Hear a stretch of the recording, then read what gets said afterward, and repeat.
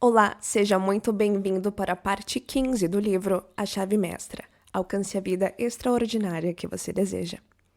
Experimentos com parasitas encontrados em plantas indicam que até mesmo a mais inferior forma de vida pode tirar vantagem da lei natural. O experimento a seguir foi conduzido pelo Dr. Jacques Lott, membro do Instituto Rockefeller.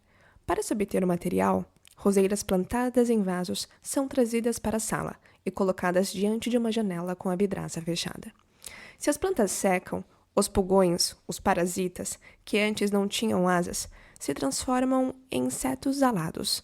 Depois da metamorfose, os animais deixam as plantas, voam na direção da janela e começam a rastejar vidro acima. É evidente que esses insetos minúsculos perceberam que as plantas em que cresceram estão mortas e que, obviamente, não conseguiriam arranjar mais nada para comer e beber nessa fonte.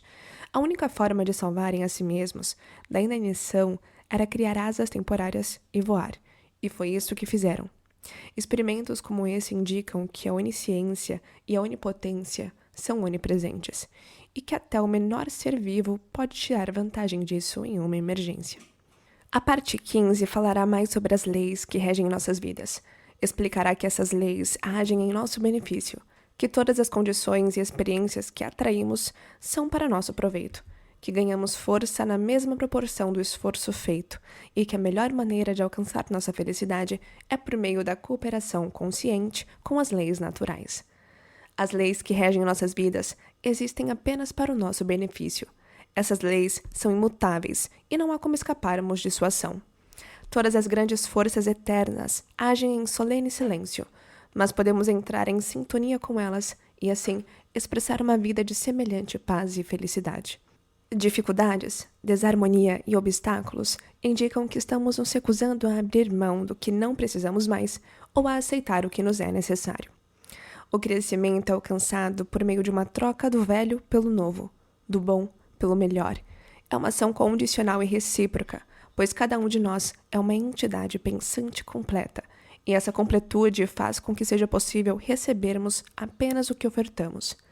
Não podemos obter o que precisamos se nos agarramos obstinadamente ao que temos. Somos capazes de controlar conscientemente nossas condições quando avaliamos de maneira sensata o propósito do que atraímos, e podemos extrair de cada experiência somente o que precisamos para continuar crescendo. Nossa capacidade de fazer tal coisa determina o grau de harmonia ou felicidade que alcançamos.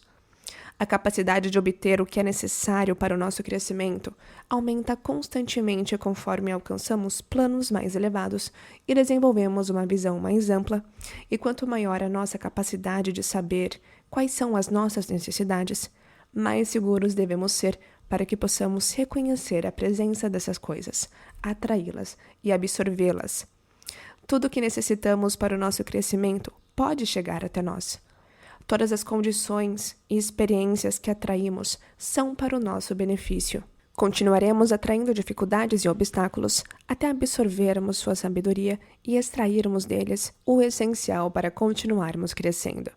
Que colhemos o que plantamos é uma verdade matematicamente exata, ganhamos força permanente, na medida exata do esforço feito para superarmos as dificuldades. As necessidades inexoráveis do crescimento exigem que exerçamos o mais elevado grau de atração para obtermos o que está em total sintonia conosco. Nossa maior felicidade será alcançada pela compreensão das leis naturais e por nossa cooperação consciente com tais leis. Para que tenha energia, o pensamento deve estar impregnado de amor.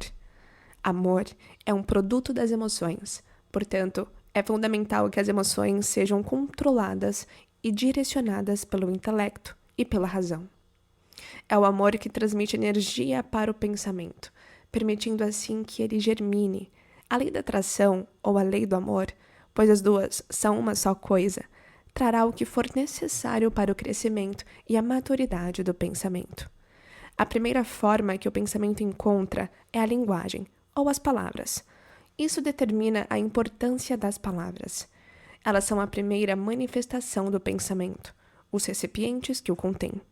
Elas agarram o éter e, ao colocá-lo em ação, reproduzem o pensamento para outras pessoas na forma de sons. O pensamento pode levar a ações de qualquer tipo, mas qualquer ação é apenas o pensamento tentando se expressar numa forma visível. Portanto, é evidente que, se queremos condições desejáveis, devemos cultivar apenas pensamentos desejáveis. Isso nos leva à inevitável conclusão de que, se desejamos expressar fartura em nossas vidas, devemos cultivar somente pensamentos de abundância. E como as palavras não passam de pensamentos tomando forma, devemos ser especialmente cuidadosos e usar apenas linguagem construtiva e harmoniosa, a qual, quando finalmente se cristalizar em formas objetivas, será para o nosso benefício. Não podemos evitar as imagens que fotografamos sem parar em nossa mente. E essa fotografia de ideias errôneas é exatamente o que fazemos ao usarmos as palavras, quando utilizamos qualquer forma de linguagem que não tem relação com o nosso bem-estar.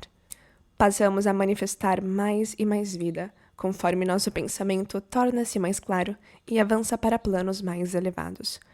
Isso é mais facilmente alcançado quando usamos imagens de palavras que são claramente definidas e livres de ideias ligadas a elas em planos menos elevados de pensamento. É com palavras que devemos expressar nossos pensamentos. E se formos fazer uso de formas mais elevadas de verdade, podemos utilizar apenas material que tenha sido selecionado com cuidado e inteligência, tendo tal propósito em vista. Esse maravilhoso poder de expressar os pensamentos na forma de palavras é o que diferencia os seres humanos do restante do reino animal. Pelo uso da palavra escrita, podemos olhar para trás ao longo de séculos e ver cenas interessantes que passaram a fazer parte de nossa herança atual. O ser humano pode estar em comunhão com os maiores escritores e pensadores de todos os tempos, e, portanto, todos os registros que possuímos hoje em dia constituem a expressão do pensamento universal que procura tomar forma na mente do homem. Sabemos que o pensamento universal tem como meta a criação da forma. Sabemos que, do mesmo modo, o pensamento individual está sempre tentando se expressar na forma. E sabemos que a palavra é uma forma do pensamento e que uma frase é uma combinação de formas do pensamento.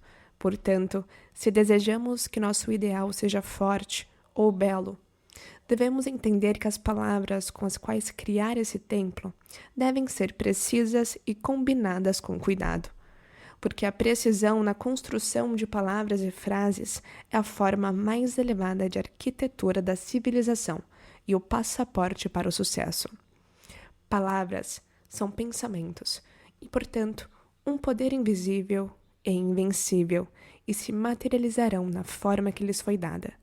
As palavras podem se transformar em lugares mentais que existirão para sempre, ou podem se transformar em barracões que uma simples brisa derruba. Elas podem agradar olhos e ouvidos, podem conter todo o conhecimento. Nelas encontramos a história do passado e a esperança do futuro. Elas são mensageiras vivas que dão origem a toda atividade humana ou super-humana. A beleza das palavras é a beleza do pensamento. O poder da palavra é o poder do pensamento, e o poder do pensamento é sua vitalidade. Como identificamos um pensamento vital? Quais são as características que o distinguem? Deve haver um princípio, mas como identificamos o princípio? Existe um princípio da matemática, mas nenhum do erro. Existe um princípio da saúde, mas nenhum da doença. Existe um princípio da verdade, mas nenhum da desonestidade. Existe um princípio da luz, mas nenhum da escuridão. Existe o princípio da abundância, mas nenhum da pobreza. Como sabemos que isso é verdade? Porque se aplicarmos o princípio da matemática corretamente, sem dúvida alcançaremos nossos resultados. Onde há saúde, não há doença. Se conhecermos a verdade, não nos deixaremos enganar pelo erro. Se deixarmos entrar a luz, não haverá escuridão. E se há abundância, não pode haver pobreza. Esses são fatos evidentes por si sós. Mas a verdade importantíssima é que um pensamento que contém princípio é vital e, portanto, contém a vida e, consequentemente, cria raízes e, por fim e com certeza, acaba por deslocar os pensamentos negativos, os quais, devido à sua natureza, não contêm vitalidade. Isso parece ter sido esquecido. mas esse é o fato que lhe permitirá eliminar qualquer tipo de dissonância, insuficiência e limitação. Não há dúvida de que aquele que é sábio bastante para compreender, logo reconhecerá que o poder criativo do pensamento coloca uma arma invisível nas mãos desse indivíduo e faz dele senhor de seu destino. No mundo físico, existe uma lei de compensação, que é: o surgimento de certa quantidade de energia em um lugar significa o desaparecimento da mesma quantidade de energia em outro lugar, e por isso entendemos que só podemos receber aquilo que ofertamos. Se prometermos a nós mesmos fazer determinada coisa, devemos estar preparados para assumir a responsabilidade de realizá-la. O subconsciente não é capaz de raciocinar. Ele confia em nossa palavra. Se pedimos algo, nós receberemos o que pedimos. Se fizermos nossa cama, temos que nos deitar nela. Os dados foram lançados, os fios formarão um padrão que escolhermos. Por isso, devemos exercitar o discernimento, para que o pensamento que cultivamos não contenha nenhum germe mental, moral ou físico que não queremos que seja materializado em nossa vida. O discernimento é a faculdade mental que nos permite examinar fatos e condições distantes. É uma espécie de telescópio humano e nos permite entender as dificuldades e também as possibilidades em qualquer situação. O discernimento permite que estejamos preparados para os obstáculos que encontrarmos. Assim, podemos superá-los antes que tenham qualquer chance de causar dificuldades.